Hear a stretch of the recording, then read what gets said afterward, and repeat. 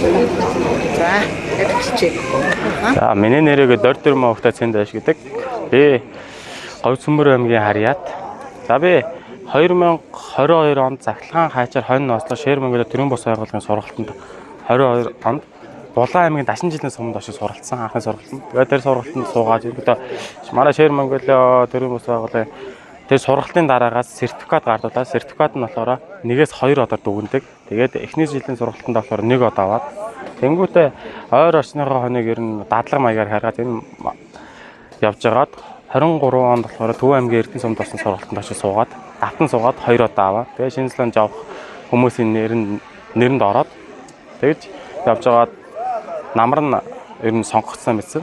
Тэгээд тэр намар нь 11 сард Шинэ Зеланд улс руу яваад тэнцэнэ дадлагч ажилчин гээд яваад тэгээд дадлагаа хийгээд ажиллаа хийгээд яг нэг яг хоног захлагаа хайчаар яг хярадаг газар нь яг бичлэн очиод суралцсан. Тэгэж суралцаж ажиллаж хурж ирээд ноёдон жил болохоор бас энэ чинь эренгүүтээ Шэр Монголын төрийн бус байгууллагатаа сургагч багш, Монгол талын сургагч багш тэгж яваад зунд нь болохоор явуулын харах баг үүсээд сургалтын дараагаас малжаа айлуудаар явж хонь яргасан.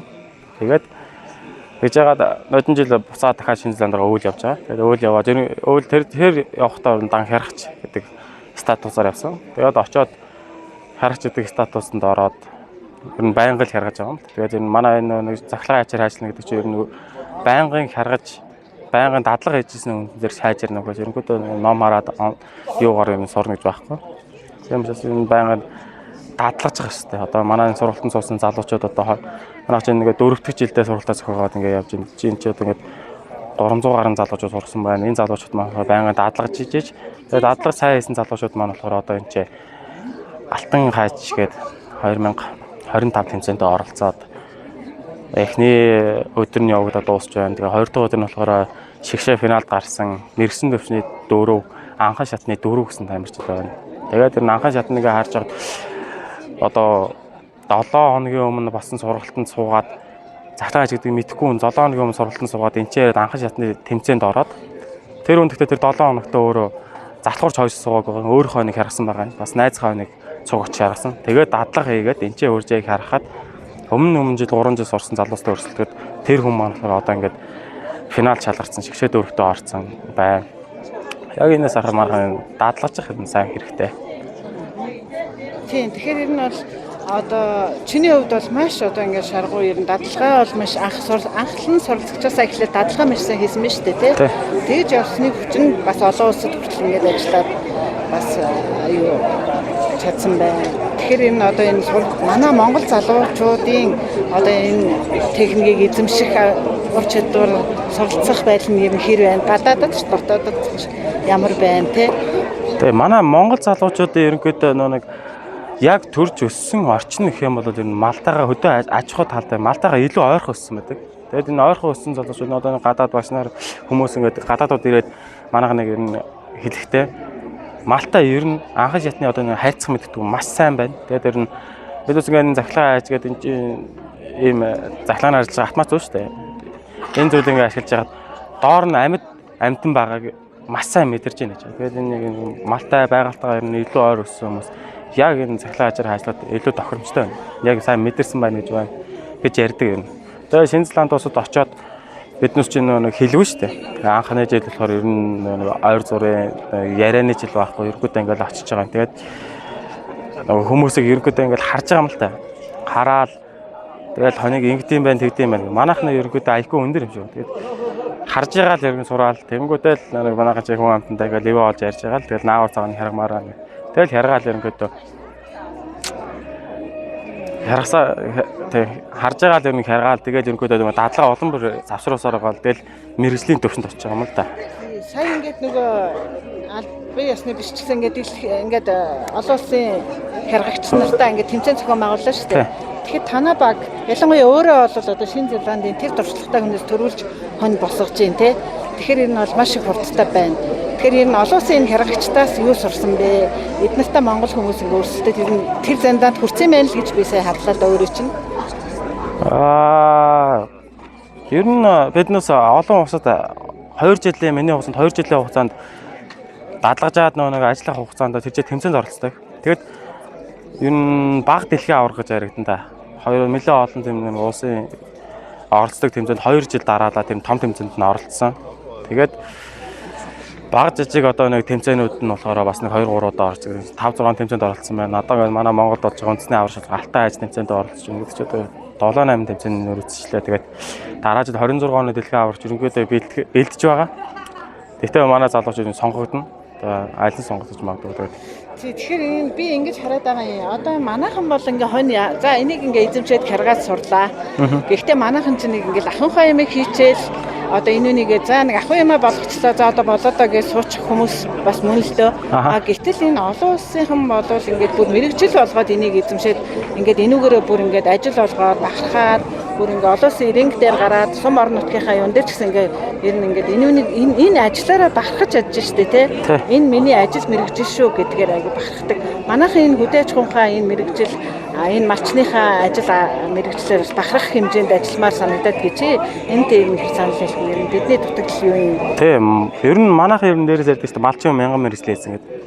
Ер нь нэг тэр мэрэгжил дотор нэг мэрэгжил нь хоньны ослого байгаа шүү дээ.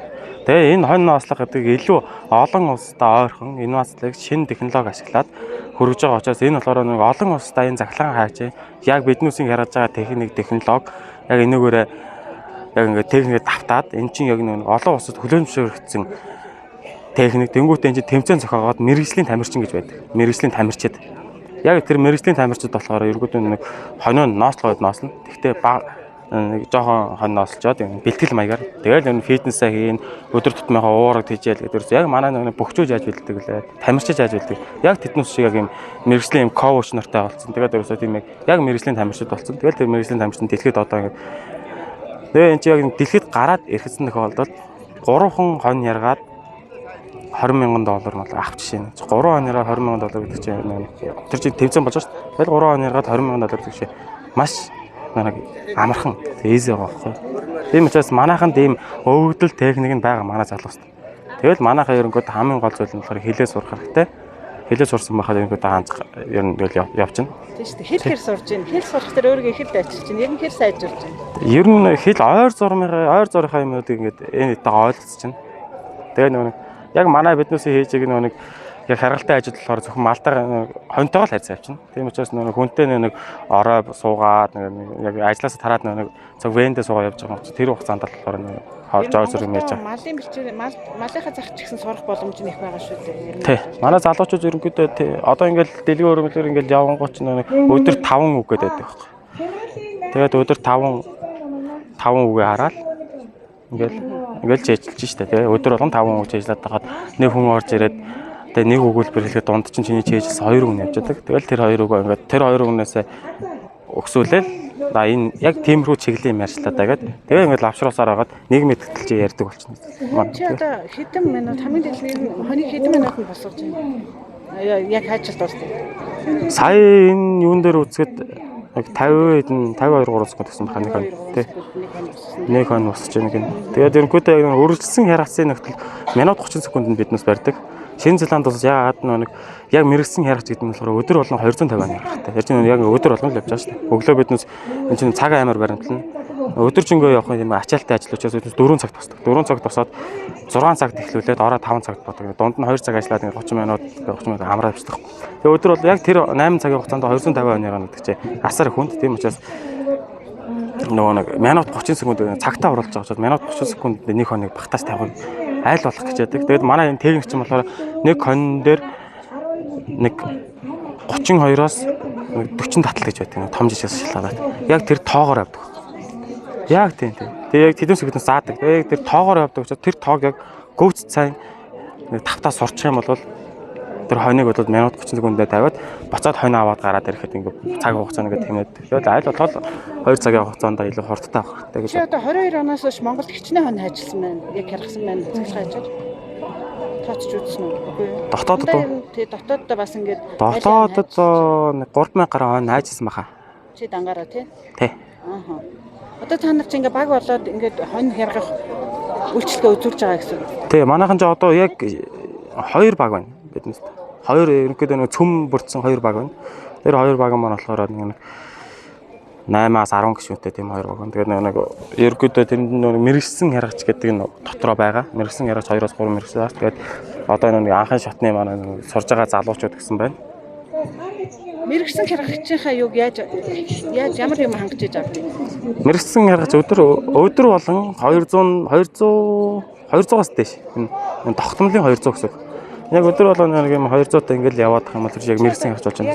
Нутагтаа ер нь бол малчин байгаа юу? Яг ажил хийж байгаа. Би л малчин статустай явдаг. Тий. Яг тийм малчин статустай. Гэхдээ нэг юугаар нэг ажилдаг. Тий. Ажиллаад гэтээ хөдөө аж ахуйн чиглэлээр нэг хоньны ноосоор бордоо идэг хамаад ажилладаг. Тэгээд нэг яг компанигоо үүднээс болохоор нэг маргач компани ноос нийлэлтгээд явахаар ч нэг хоньоо яргаал нөө ноос авчдаг. Тиймэрхүү яг чиглэлээр авдаг. Тийм учраас энэ л ингэж авдаг. Чи одоо нэг ийм юу гэлээч залуу малчтад хандаж ер нь малчин хүн залуу Монгол малчин хүн юм ирээдүйн ямар харагддаг вэ танд ирээдүйн юм хэр гэвлэгтэй байдгийг яаж одоо нэг уламжлалт аж ахуйгаа илүү бас ингээд сайжруулад малчин гэхээр зүгээр малын захад байгаад байх биш болчиход байна одоо тэгтээ бас малч таварж байгаа учраас малчин гэсэн ажиллаа хиймээр байна. Тэгээд манай малчд би ингэж боддتي. Манай малчд хитрхи нэг маландаа нэг санаа зовх юм уу? Юу авах вэ? Нэг хитрхи санаа зовоод малдаа ингэ түүртэд байдаг. Тэгээд тэрэндээ их хямдардаг. Арай олон уусан жишгээр ч юм уу. Тиймэрхүү яг нэг авах юм аваад хаях юм хаяа штэ. Нэг манай Монгол нутагч арай өөр. Тэгээ эрсдэс болохоор тэндээс яг юуг нь ашиглаж ийн юуг нь ашиглах гэдгийг аваад явах юм бол манайхан дэр мал маллах илүү амархан болно. Тэнгүүтээ илүү. За энэ. За. За баярлалаа.